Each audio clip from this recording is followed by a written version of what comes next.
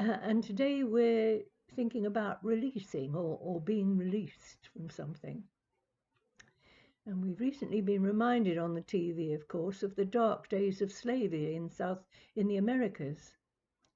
People were rounded up and transported to an alien world with an alien culture. On the plantations, they were viewed as stock and probably treated worse than other stock, such as cattle. They had no rights, and even their children were not their own. Occasionally, a slave, of course, would be given his or her freedom and all that went with it. He or she was released from bondage. What a tsunami of emotion that must have released. They were free to lead a life of fulfillment and increasing self-belief.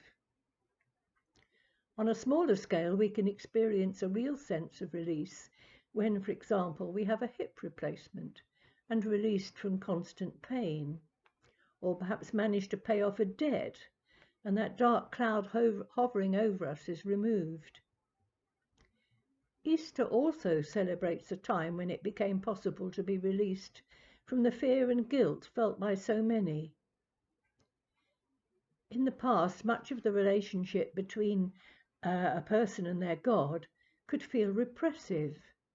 God was seen mainly as a judge, a person with the power to punish.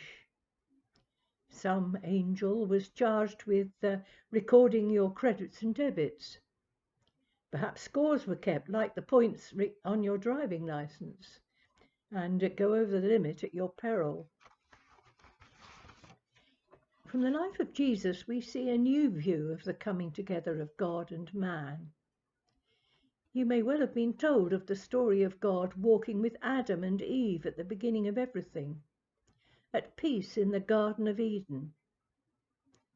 In Jesus, we see that repeated, but not in that peaceful garden, but in the muddled world of religious pride, not to mention, of course, Roman occupation.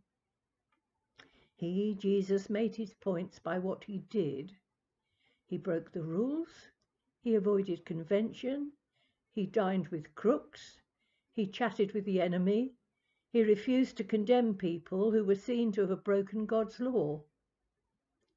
He healed the physical illness, but he also joyed in releasing people from a sense of endless guilt and, of course, low esteem that goes with it. He opened up a chance for peace and true fulfillment by all that happened on that first Easter weekend.